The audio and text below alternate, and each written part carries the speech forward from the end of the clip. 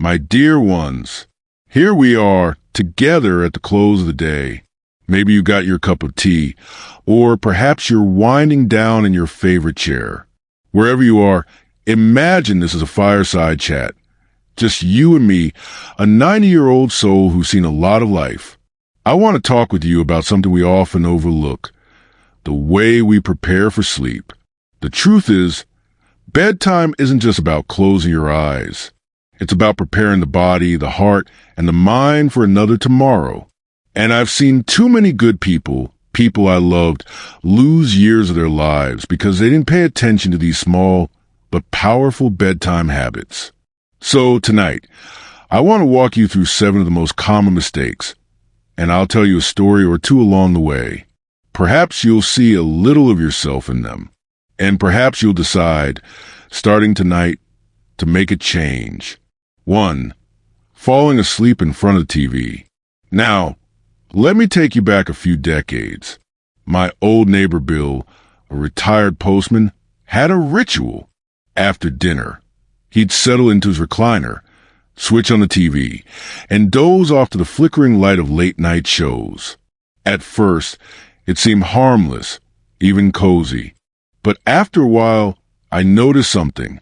Bill began to look weary. He complained of headaches, of waking up stiff, of never really feeling rested. You see, that little blue glow fools the brain. Even when your eyes close, the body thinks it's still daylight. Instead of drifting into deep, healing sleep, you're left tossing the shallow end. Over time, Bill's memory started slipping and his energy waned. I sometimes wonder if he had turned off that screen, made his bedroom a dark, quiet place, would it had a few more good years of clarity and strength? So, my dear ones, do yourself a kindness. Make your bedroom a place of rest, not a theater. Turn off the TV. Let silence and darkness be your companions. 2. Go to bed angry or stressed. I once knew a couple, Ruth and Henry. They were good people, married over 50 years. But they had a habit. When they argued, they'd take their anger straight to bed. Ruth would turn her back. Henry would huff, and neither would sleep a wink. I remember Ruth telling me, years later, I lost so many nights, not to pain or sickness, but to my own stubbornness. The stress crept into her body. Her blood pressure rose, her heart weakened, and the joy between them grew thin. Carrying stress to bed is like carrying a sack of rocks. It presses down on your chest and steals your breath. Now, I'm not saying you can solve every problem before sleep, but you can lighten the load. Write your thoughts down. Say a prayer of surrender. Or simply tell your loved one, we'll try again tomorrow. Peace doesn't always mean resolution. It means choosing rest over turmoil. 3. Skipping the evening drink of water. My cousin, Ed, was a stubborn man. He hated waking up at night to use the bathroom, so he stopped drinking water after supper. But that choice brought him something worse: dizziness, dry mouth, and one awful morning, a fall that sent him to the hospital. As we age, our bodies lose water faster than we realize.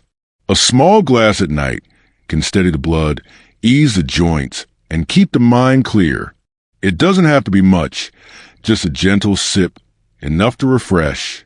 Think of it like oiling the hinges on a door.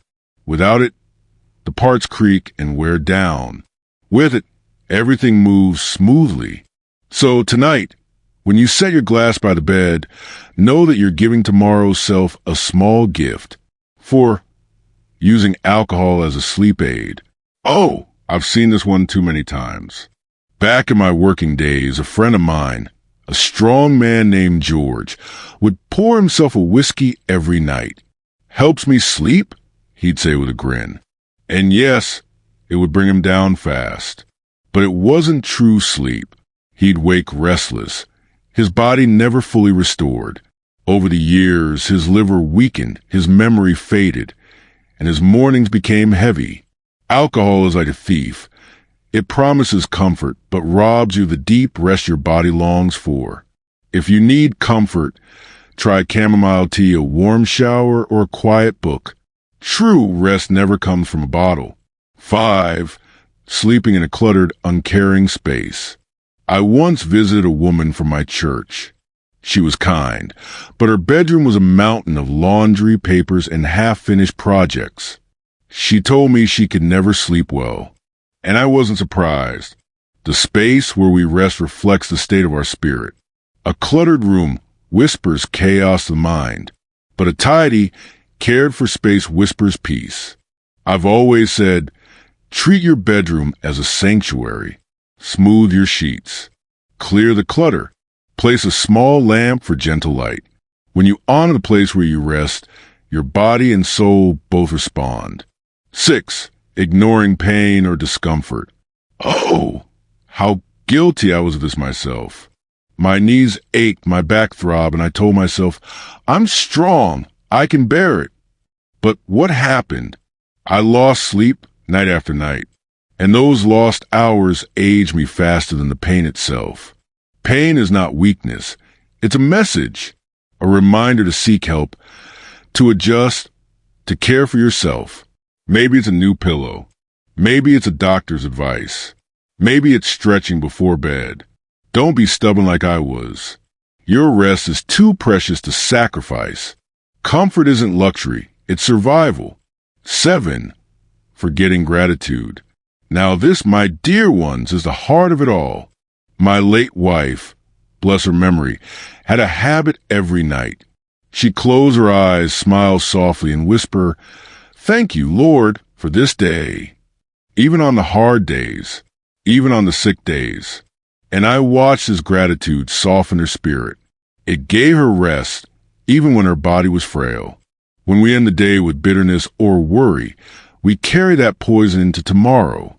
But when we end with gratitude, even for something small like a warm bed or a kind word, we breathe easier.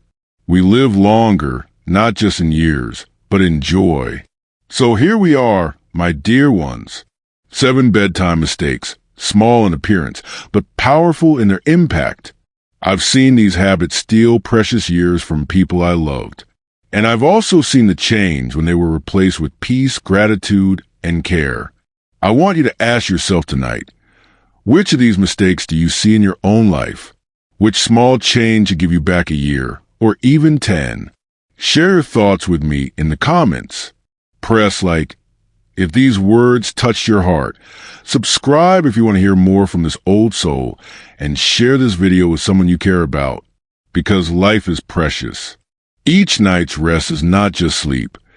It's a seed planted for tomorrow. And I want your tomorrows to be many and full of life.